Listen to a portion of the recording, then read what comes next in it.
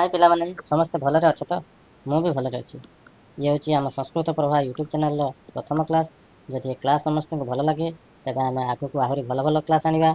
हम समस्त जानिछे आगु को एसएसबी टीजीटी आछे। एसएसबी टीजीटी सरो सरो कोन आछे हमर जो आरएसटी रो थर्ड पेज आछे। तो ता पई हमें सिलेबस को संपूर्ण सारिबा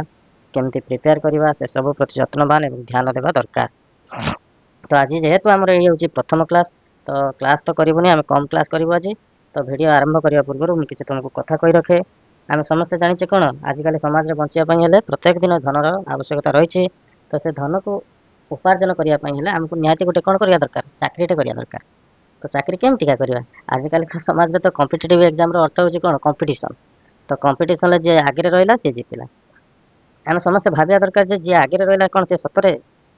भल पढ़ुला भल समय दौला अधिक समय दौला पाठ प्रति आम कौन ताठू अधिक समय दौनु आम कौन भल पढ़ु नु ये सब प्रश्न आसे केतबेले जेतेबेले आम परीक्षा फेल हो जाऊ जेतेबेले आम कम मार्क रखिथाउ परीक्षा से समय आसी था।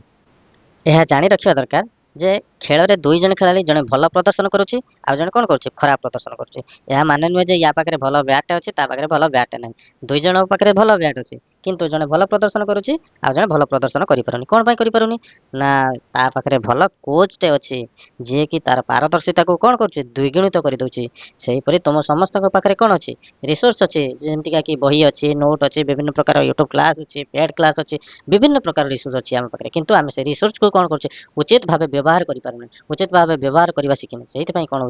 ना आम परीक्षा फेल हो जड़े कौन कर परीक्षा भल नंबर रखुच्छी आसुवा एसएसबी टीजीटी तुम केमती भल नंबर रखी उत्तीर्ण हम तुम केमती भल चाकरीटे पाइब से सब दायित्व आमर किंतु तुम आम संस्कृत प्रभा यूट्यूब चैनल को टिके सपोर्ट कर एवं आउ गोटे कथा कही रखे निकट भविष्य में आम तुम गोटे बहुत बड़ प्लाटफर्म आणुचु जमीक अलग कॉम्पिटिटिव एग्जाम देउथिबा पिलांक से सब सुजोग अच्छी किंतु आम संस्कृत पिलांक से सब सुजोग नहीं एवं से सब सुजोग को उपलब्ध करने आम निकट भविष्य में प्रयास करुचु तुम मानकर सपोर्ट दरकार तुम मानकर सफलता ही आमर प्रेरणा धन्यवाद। चलो आज टिके क्लास करवा कालेठू भलसे क्लास करवा। उद्यमेन हि सिद्ध्यन्ति कार्याणि न मनुष्यै नहि सुप्तस्य सिंहस्य प्रविशन्ति मुखे मृगाः। चलो पिला माने आज आम यूनिट 1 जो संस्कृत शिक्षण अच्छी तार संस्कृत शिक्षण सामान्य उद्देश्य महत्व को जानिबा। तो प्रथमे कौन देख आसला संस्कृत शिक्षण यूनिट 1 लो संस्कृत शिक्षण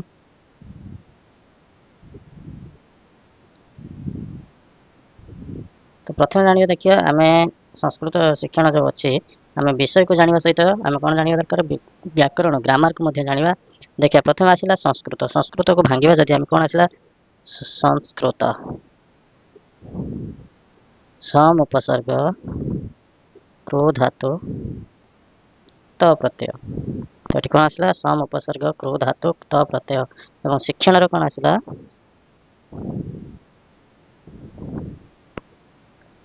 सिक धातु ल्यूट प्रत्यय। तो सिक धातुर अर्थ हूँ कौन अभ्यास करवा बा शिक्षा।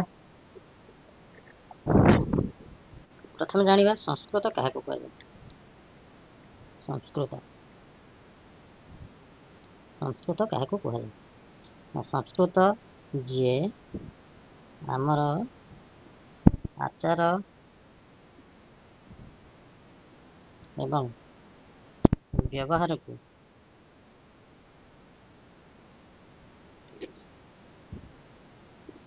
संशोधित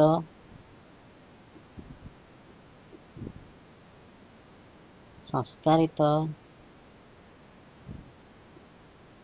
एवं परिष्कार करिथाए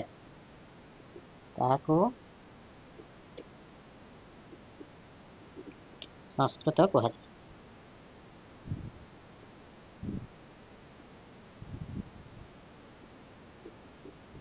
अच्छा संस्कृत ही आम आचार एवं व्यवहार को कौन करता है संशोधित करता है संस्कारित करता है एवं परिष्कार करता है। संस्कृत द्वारा ही आम जीवन में कौन करता आम लक्ष्य को साधन कर। तो से संस्कृत को आम कौन पाई शिखा दरकार तार उद्देश्य कौन ए सब को आम आज किसी मात्रा जाना काले कि आम भलसे क्लास करवा आज टिके खाली जाना संस्कृत शिक्षण से उद्देश्य। संस्कृत शिक्षणस्य उद्देश्यम। तो आम तो जानी देते संस्कृत को भांगी शिक्षण को मध्य भांगिक देखी उद्देश्य को देखा कौन है ना उत उपसर्ग दिश धातु नियत प्रत्यय।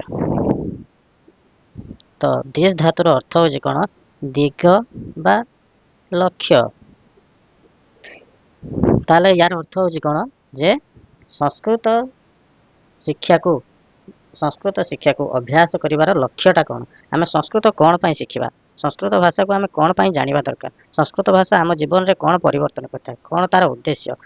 अर्थ हूँ लक्ष्य। आमर लक्ष्य आम जमीका बीएड करूँ कि आम जमीका कि टीजीटी पढ़ुँ कौन पाई आमर लक्ष्यटा कौन आम चाकरी पाइबा आम लक्ष्य सेमती संस्कृत शिक्षा करिवार उद्देश्यटा कौन संस्कृत शिक्षा करिवार आम तात्पर्य कौन कौन पाई शिखिबा तो से सबको आज जानिबा। तो प्रथम आम समस्त जाने बीएड समय तो आम समस्त तो बीएड करूँ ना तो बीएड समय आम समस्त को कहते जे कि कौन ना संस्कृत भाषा कौन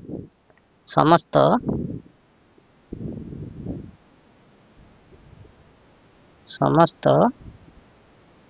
भाषार कौन जननी अटे।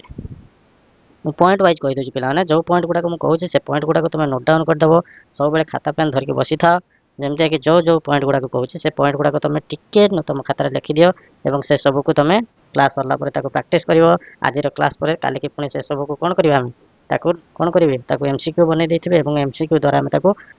इभालुएट करवा निजक प्रमाणित करवा जे आम से सब को करें से प्रश्नर उत्तर दे पारे कि नहीं तुम्हें टिके सपोर्ट कर चलो देखा कौन है संस्कृत भाषा हूँ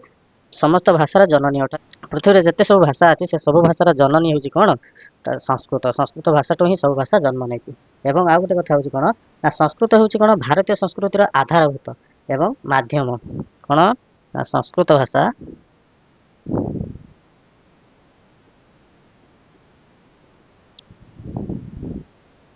भारतीय संस्कृतिर आधारभूत एवं माध्यम अर्थात जमी कि आधारभूत कहले कौन कहल देखी आधारभूत जमी आम गोटे घर तैयारी करने जमी आम गोटे कौन कर पिलर तैयारी करुचे तो पिलर कौन पाई तैयारी करुचे घर को स्ट्रंग करने सेमती आमर जो भारतीय संस्कृति अच्छी से भारतीय संस्कृतिर आधारभूत अर्थात पिलर सदृश किए छिड़ाई ना संस्कृत ही छिड़ाई जदि संस्कृत न था आज ताल आज आम भारत कौन होता नष्ट हो सारा संस्कृत ही आम भारत आज समग्र विश्व में विश्वगुरु रूप में परिगणित होपर आसला थर्ड पॉइंट आसला कौन आसला ना संस्कृत द्वारा भारतीय संस्कृतिर एवं सभ्यतार उन्नति संभव होता है संस्कृत द्वारा भारतीय संस्कृतिर एवं सभ्यतार उन्नति होता है।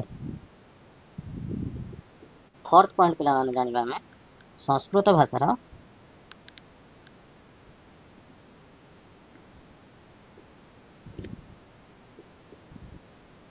रक्षा द्वारा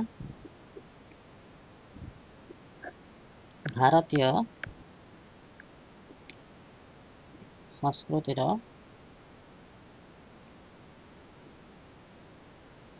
सुरक्षा होता है।